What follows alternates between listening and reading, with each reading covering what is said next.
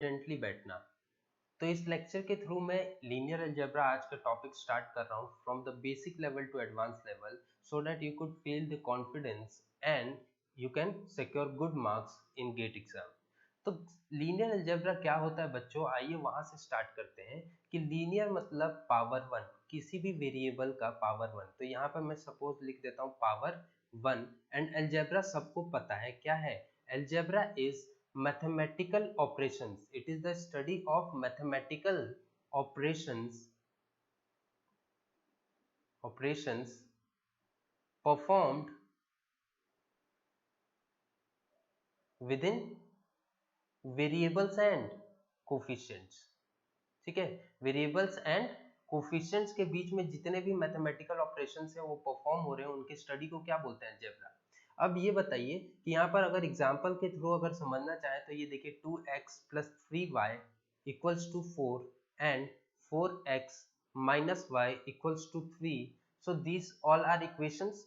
Equation और statement I hope आपको पता होगा।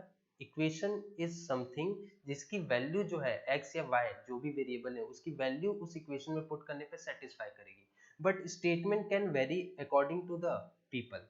जैसे अगर मैं यहाँ पे कहूँ कि 2x + 1 अगर मैं सपोज करता हूँ ले रहा हूँ बेटा, तो this is an equation, right. और अगर मैं कहूँ 2x + 1 ओनली, तो दिस इज एन स्टेटमेंट। कारण क्योंकि यहाँ पर अगर आप मैं कहूँ कि यहाँ पर सपोज दो लोग ले लेते हैं, यहाँ पर दोनों का ओपिनियन समझते हैं।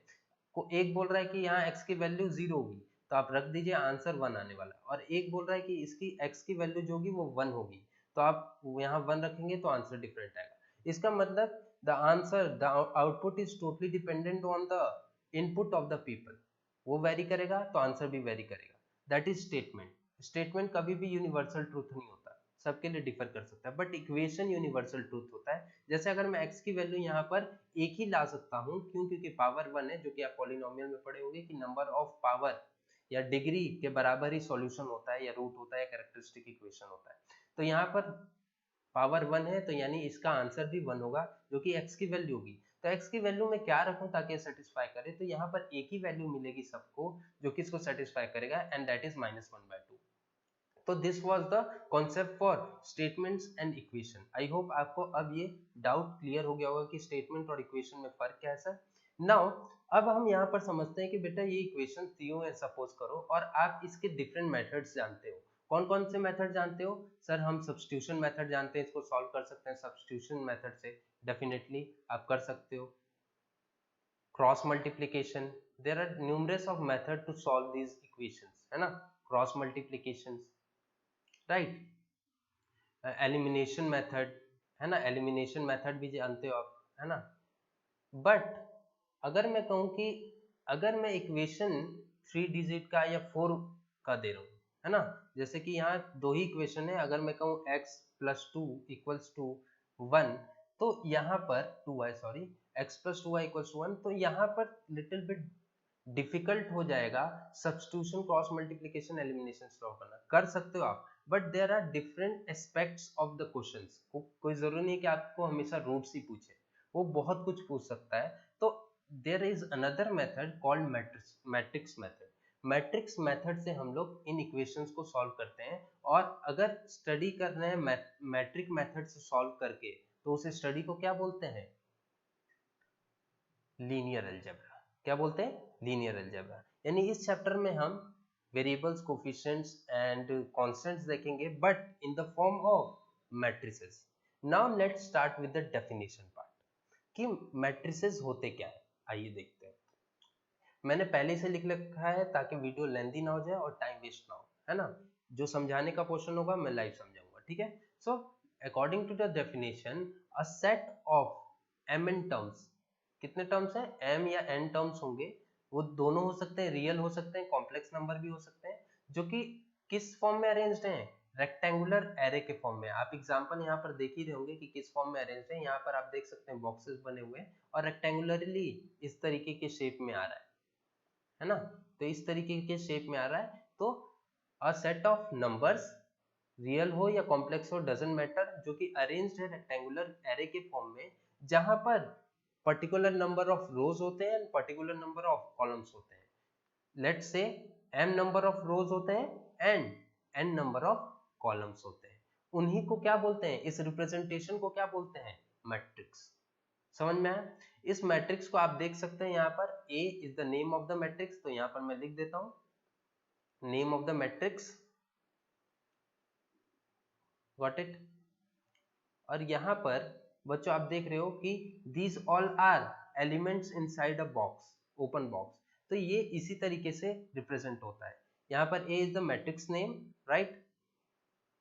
A जितने भी A हैं यहाँ पर, these all are elements in that matrix.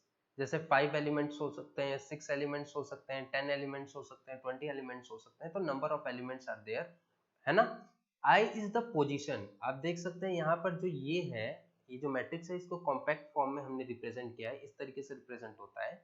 इसको अगर आप वैल्यू पुट करते जाओगे तो इस तरीके से आपको मैट्रिक्स मिलेगा। तो I is the position of the element of the row, है ना, and J is the position in column. तो जो भी एलिमेंट्स हैं उनके पोजीशन के बारे में बात कर रहा है, जैसे फर्स्ट रो, फर्स्ट कॉलम। ये जो है बच्चों, यहाँ पर एक कॉन्सेप्ट समझो, यहाँ पर ये जो है ये रिप्रेजेंट क्या कर रहे हैं, इस तरीके से हम रोज को देखेंगे तो नंबर ऑफ रो 1, ये कौन सा रो है, सेकेंड रो। दिस इज कौन सा रो बताइए, आर एम, यानी mth रो है।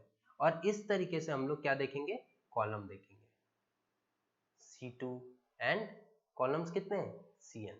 कैसे, ये देख सकते हैं J जो है वो क्या है, पोजीशन इन कॉलम, तो n जो होगा वो कॉलम का पोजीशन है, और m जो है, सॉरी I जो है that is position of rose, I जो है पोजीशन ऑफ एलिमेंट इन रोज। जैसे एग्जांपल के थ्रू अगर मैं कहूं कि यहाँ पर I की वैल्यू 1 है और J की वैल्यू 1 है, इसका मतलब ये है कि पहला रो पहला कॉलम क्या है, पहला रो पहला कॉलम। तो यहाँ पर आप देख सकते हो क्या है, पहला रो पहला कॉलम, यहाँ first row second column, first row nth column, यहाँ पर सेकंड रो आ गया। देखिए रो ऐसे वेरी कर रहा है, पहला रो सेकंड रो थर्ड रो, तो ये कभी भी चेंज नहीं होगा। ये देखिए 1 1 1 2 2 2, राइट। तो जो कॉलम्स हैं वो भी चेंज नहीं होंगे एंड रोज भी चेंज नहीं होंगे।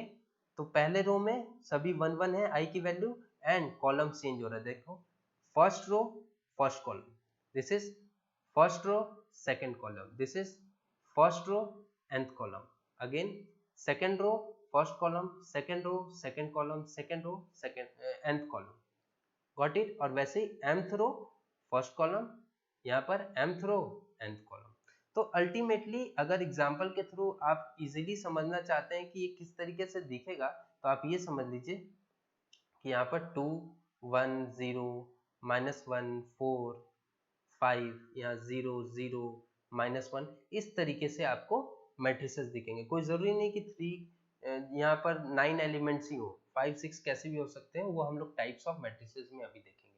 तो आई होप ये कॉन्सेप्ट आपको क्लियर हो गया, मैट्रिसेस का डेफिनेशन क्लियर हो गया।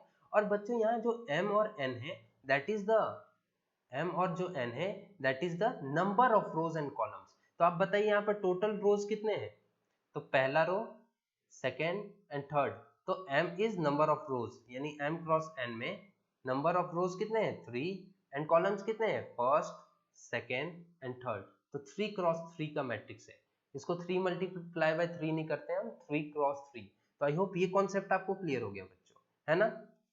आइए आगे बढ़ते हैं थोड़ा सा और जानते हैं rest of the things like types of matrices. ठीक है, तो पहला आता है on the basis of rows and column, कि कितने रोज होंगे कितने कॉलम्स होंगे, उसके बेसिस पर हमारे पास डिफरेंट टाइप्स ऑफ मैट्रिसेस हैं। जैसे पहले की अगर मैं बात करूं तो यहाँ पर आपको दिख रहा है रो मैट्रिक्स। रो मैट्रिक्स क्या होता है, रो जो कि ऐसे मूव हो रहा हो। तो यहाँ पर आप देख सकते हो only one row. Row matrix क्या होता है, वो मैट्रिक्स जिसका रो कितना हो, ओनली वन रोज। तो कैसे शो होगा, 1 2 3, कुछ भी कर सकते हो, 0 समथिंग लाइक दैट। तो आप देख सकते हो यहाँ पर रो कितना है, यहाँ पर रो एक ही है, यहाँ पर रोज कितने हैं, एक है, बट कॉलम्स कितने हैं, first column second column third column fourth column. So आप देख सकते हैं यहाँ पे number of rows is 1 and column is greater than 1। तो 1 से ज्यादा कॉलम होना चाहिए और रो एक ही होना चाहिए, that is called row matrix. I hope ये कॉन्सेप्ट क्लियर हो गया। सिमिलरली आप देखिए कॉलम मैट्रिक्स क्या होगा, आप समझ गए होंगे कॉलम मैट्रिक्स क्या है। कॉलम मैट्रिक्स इस तरीके से दिखेगा, जहां पर आप देख सकते हैं, अगेन यही सेम एग्जांपल ले लेता हूं ताकि आपको एग्जैक्ट समझ में आए। यहाँ पर रोज देखिए, पहला row, second row, third row, fourth row, और कॉलम कितना है, ओनली वन। तो इसका मतलब यहाँ पे column is one and number of rows are greater than one. तो ये कॉन्सेप्ट क्लियर हो गया बच्चों, ठीक है। Now let's see the horizontal matrix. Horizontal matrix में आप कभी भी देखना, हॉरिजॉन्टल इस तरीके से हम डील करते हैं, तो इसका मतलब वो मैट्रिक्स जो लगभग लगभग इसी तरीके से दिखे, जैसे इस तरीके से, जिसका लेंथ ज्यादा दिखे एज कंपेयर टू ब्रेथ। कैसे, यहाँ पर देख सकते हैं m is greater than 1। m क्या होता है, row, sorry, m is less than column. m क्या होता है, रोज होते हैं, n जो होता है वो कॉलम, यानी रोज जो होंगे वो कॉलम से कम होंगे, जस्ट लाइक दिस। ये भी एक क्या है, हॉरिजॉन्टल मैट्रिक्स है, उसका स्पेसिफिक फॉर्म रो मैट्रिक्स। यानी ये कॉलम मैट्रिक्स भी है और उसके अंदर क्या है, क्योंकि ये एक ही रो है तो यहाँ पर रो मैट्रिक्स हमने लिख दिया। क्यों, क्योंकि रो मैट्रिक्स में रो जो होते हैं, नंबर ऑफ रोज वो वन होते हैं, बट कॉलम मैट्रिक्स में ऐसा कोई जरूरी नहीं है। अगर मैं कहूँ कि यहाँ पर 1, -2, -3, 4, 0, 0, तो यहाँ पर आप देख सकते हो रोज कितने हैं, 2 हैं, नंबर ऑफ रोज आर 2, तो m की वैल्यू 2 है ना, m इंटू n लिखते हैं ना, तो रो की वैल्यू 2, और कॉलम्स कितने हैं, 1, 2, 3। तो आप देख सकते हो row that is m is less than n, तो आप बोल सकते हो क्या है, हॉरिजॉन्टल मैट्रिक्स, और ये इस फॉर्म में दिख भी रहा है, ये आप देख सकते हो लेंथ वाइज ज्यादा दिख रहा है as compare to breadth. Got it. Vertical आप समझ गए होंगे, वर्टिकल आप समझ गए होंगे बच्चों, दैट इज वर्टिकल आप समझ गए होंगे, इस तरीके से दिखेगा जहां पर ब्रेथ ज्यादा दिखेगा, लेंथ कम दिखेगा, और नंबर ऑफ रोज जो होंगे वो ज्यादा होंगे एज कंपेयर टू कॉलम। तो यहाँ पे आप अगेन मैं उसी एग्जांपल के थ्रू समझा देता हूँ, दैट इज 1, -2, -3, अगेन 0 ले लेते हैं, यहाँ पे -1 ले लेते हैं, कुछ भी ले सकते हैं आप, 0, 0, -1। तो this is number of rows कितने हैं, 1, 2, 3 and 4, and columns are only 2। तो आप देख सकते हो यहाँ पे m क्रॉस n क्या आएगा, 4 rows and columns is 2, so 4 cross 2 का ये मैट्रिक्स है, और जहां पर इसको हम क्या बोलते हैं, स्पेसिफाइड फॉर्म वर्टिकल मैट्रिक्स। क्या बोलते हैं, वर्टिकल मैट्रिक्स। ठीक है, ये इंपॉर्टेंट नहीं है, डायरेक्ट ऐसे एग्जाम में नहीं पूछे जाएंगे, बट मैं चाहता हूँ कोई भी पॉइंट मिस ना हो, इसीलिए मैं एकदम बेसिक से पढ़ा रहा हूँ। अगर आप चाहें तो स्किप कर सकते हैं अगर आपको कोई इंपॉर्टेंट पॉइंट नहीं मिल रहा है, लेकिन आगे आप देखते रहिएगा कि ये ही कॉन्फिडेंस बिल्ड करेगा। और मान लीजिए क्वेश्चन ऐसा कुछ पूछ दे जो कि आप एकदम बेसिक डेफिनेशन से आ जाए, तो फिर वहां दिक्कत हो सकती है। ठीक है, तो आइए नेक्स्ट देखते हैं, दैट इज जीरो और नल मैट्रिक्स। तो यहाँ पर फिफ्थ अगर मैं बात करूँ, ई की बात करूँ, तो यहाँ पे क्या हो जाएगा, वो मैट्रिक्स जिसके एलिमेंट्स क्या होते हैं, जीरो, तो वो चाहे कितना भी हो उसके एलिमेंट्स जो होंगे वो जीरो होंगे। तो मैंने एक एग्जांपल ले लिया 3x3 का, यहाँ number of rows and columns बराबर है 3x3, बट इसके एलिमेंट जितने भी हैं, एलिमेंट्स हैं लेकिन वो जीरो है। बात समझ में आ रही है, ये नहीं बोलोगे आप कि the matrix having no element, वहां पर एलिमेंट्स हैं लेकिन एलिमेंट्स की वैल्यू क्या है, जीरो है, तो इसीलिए उसको क्या बोलते हैं, नल मैट्रिक्स। क्यों, क्योंकि अगर एलिमेंट नहीं रहेगा तो मैट्रिक्स कैसे बनेगा, और ये तो मैट्रिक्स है तभी ना इसको कुछ पर्टिकुलर नाम दिया है नल मैट्रिक्स। तो इसका मतलब सारे एलिमेंट्स अगर जीरो हो गए तो that will be null matrix. Got it, concept clear है। आइए आगे बढ़ते हैं बच्चों, दैट इज रेक्टेंगुलर मैट्रिक्स। आपको अगेन यही चीज देखने को मिलेगा, इस तरीके से शो होगा वो, है ना। m और n क्रॉस, m और n जो है number of rows and columns वो बराबर नहीं होगा कभी भी, या तो वो ऐसे दिखेगा हॉरिजॉन्टल मैट्रिक्स की तरह, या तो वो वर्टिकल मैट्रिक्स की तरह दिखेगा, बट वो कभी भी स्क्वायर मैट्रिक्स नहीं दिखेगा, इस तरीके से नहीं दिखेगा कि 2x2 या 3x3, इस तरीके से नहीं दिखेगा, या तो वो लेंथ वाइज बड़ा दिखेगा या ब्रेथ वाइज। तो आप ये जो है कैटेगरी आप समझ गए होंगे, यहाँ पर एलिमेंट्स लिखने का कोई मतलब नहीं है, बस इतना समझिए कि आप दोनों केस में वर्टिकल भी हो सकता है, हॉरिजॉन्टल हो सकता है, दोनों का कॉम्बिनेशन क्या दे देगा वो, रेक्टेंगुलर मैट्रिक्स, जहां पर number of rows and columns कभी भी बराबर नहीं होंगे। और स्क्वायर मैट्रिक्स क्या है, जैसे कि आपको पता है यहाँ पर मैंने दे दिया idea, number of rows and columns are equal, जहां पर जैसे 2x2, 3x3, 4x4 कितने का भी हो सकता है, जहां पे number of rows is equals to number of columns. इतना क्लियर है बच्चों? आइए आज के लेक्चर में एक और टॉपिक देख लेते हैं। वीडियो ज्यादा लेंथी हो जाएगा, इसलिए नेक्स्ट लेक्चर में और मैं डिफरेंट टाइप्स ऑफ मैट्रिसेस बताऊंगा, ठीक है? अभी सिर्फ इतने को कवर करते हैं, ठीक है? सो डायगोनल मैट्रिक्स क्या है? All elements are zeros excluding diagonal element. इसका मतलब मुझे एक बात बताइए, एक एग्जांपल ले लेते हैं यहाँ पर। सपोज करो -1 0, सॉरी नॉट 0, ठीक है 0 ले लो, है ना, 0 4 5 6 -2 -3 4 -2। अब आप एक बात बताइए, ये कितने ऑर्डर का मैट्रिक्स है? तो दिस इज 3x3। क्यों? क्योंकि नंबर ऑफ रोज जो हैं वो भी 3 हैं एंड कॉलम्स भी कितने हैं? 3x3 के हैं। तो आप यहाँ पर मुझे ये बताइए कि यहाँ पर डायगोनल मैट्रिक्स क्या होगा? तो ऑल एलिमेंट्स आर जीरो। क्या बोल रहा है? All elements are zero excluding diagonal element.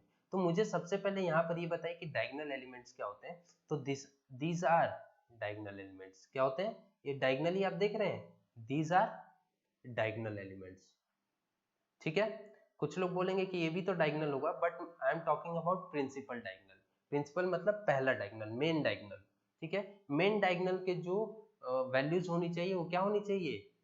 Non zero. Rest जो वैल्यूज होनी चाहिए वो जीरो होना चाहिए। यानी ये 4 जो होगा, -2 राइट, 4 अगेन, ये सब क्या होने पड़ेंगे? जीरो। अगर ये जीरो हो जाते हैं बेटा, अगर रिप्रेजेंटेशन कुछ ऐसा हो जाता है, इस मैट्रिक्स को क्या बोलेंगे? Diagonal matrix. क्यों? क्योंकि इसका डायगोनल नॉन जीरो है, बाकी सब जीरो मैट्रिक्स, बाकी सब जो है वो जीरो है। स्केलर मैट्रिक्स अगेन कुछ नहीं है। Scalar matrix is a type of diagonal matrix जिसमें डायगोनल जो एलिमेंट्स होते हैं वो सेम रहते हैं। जैसे यहाँ पर -1 अगर मैं ले लूँ तो ये सभी के सभी डायगोनल एलिमेंट्स होंगे वो -1 होंगे। अगर 2 लेता हूँ तो ये सभी 2 होंगे, 3 लेता हूँ तो ये सभी 3 होंगे। तो स्केलर आपको समझ में आ गया होगा। All the elements in diagonal are equal, तो सिर्फ डायगोनल वाले इक्वल होंगे, ठीक है? नाउ यूनिट मैट्रिक्स को अगर हम डील करें तो यहाँ पे कुछ नहीं है, स्केलर मैट्रिक्स है जिसमें जो डायगोनल एलिमेंट है वो 1 हो जाए। यानी ये अगर मैं कहूँ कि ये माइनस हटा दिया जाए तो this will be diagonal element, और डायगोनल एलिमेंट का कौन सा, सॉरी डायगोनल मैट्रिक्स, और डायगोनल मैट्रिक्स में कौन सा मैट्रिक्स? यूनिट मैट्रिक्स, जिसका डायगोनल वैल्यू 1 हो। Got it? आई होप आपको ये कॉन्सेप्ट क्लियर हो गया। अब आइए इसको हम समझते हैं बच्चों आगे। नोट करना है, नोट्स बना रहे हो आप लोग तो इसको स्टॉप करके पॉज करके आप नोट्स बना सकते हैं, बाकी आगे हम लोग देखते हैं ना। सो अपर ट्रायंगल क्या है? अपर ट्रायंगल जब भी किसी भी मैट्रिक्स में जिसका पोजीशन नंबर ऑफ, सॉरी, जहां पर ये जो है पोजीशन ऑफ रो है, ये पोजीशन ऑफ कॉलम है, ये कोई मैट्रिक्स है जहां पर position of row is greater than position of column. तो सपोज करो यहाँ पर अगर मैं कहूँ कि A11 A12 A13 राइट, यहाँ पर सेकेंड रो आ गए 21 22 and A23, then third row में आ गए A32 एंड A33। तो आप देख सकते हैं यहाँ पर I must be greater than J। तो I तो ये होता है पहला एंड सेकेंड इज J। तो जहां जहां पर I ग्रेटर देन J है वहां पर जो एलिमेंट होना चाहिए, मतलब मैट्रिक्स एलिमेंट की वैल्यू जो होनी चाहिए वो 0 होनी चाहिए। आइए देखते हैं कौन कौन सा है, उसको मार्क कर लेते हैं। सो I is greater then J होना चाहिए। क्या ये है? नहीं, बट ये यहाँ पर I जो है वो ग्रेटर देन J है। यहाँ पर भी I is greater then J, I is greater then J। यहाँ पर तो इक्वल हो गया, यहाँ पर भी इक्वल हो गया, यहाँ पर भी I is equal to J, यहाँ पर लेस देन लेस देन। तो इसका मतलब ये जो एलिमेंट्स होने चाहिए वो क्या होने चाहिए? 0। तो एग्जाम्पल के थ्रू पे अगर हम देखना चाहें कि अपर ट्रायंगल क्या है, तो यहाँ पर आप देख सकते हो 0 0 0 रेस्ट कोई भी आप ले लो term, -1, -2, 3, 4, 8, 7, these all are, this is the example of upper triangular. Upper triangular मतलब जहां पर आई जे से बड़ा होना चाहिए और वो जो वैल्यू है उसकी वो 0 होनी चाहिए। यानी ये जो है अगर 0 मिल गया तो हमें अपर एक ट्रायंगल आपको दिख रहा है यहाँ पर, जो कि आप देख सकते हो इस तरीके से कोई ट्रायंगल बन रहा है कि नहीं, अपर ट्रायंगल, अपर ट्रायंगल। सिमिलरली आप लोअर ट्रायंगल के लिए आप समझ सकते हो कि वो वैल्यू 0 होनी चाहिए जो कि पोजीशन ऑफ रोज कम हो और कॉलम ज्यादा हो। जैसे मार्क कर लेते हैं यहाँ पर कौन कौन से हैं डिफरेंट, इससे मार्क कर लेता हूँ मैं।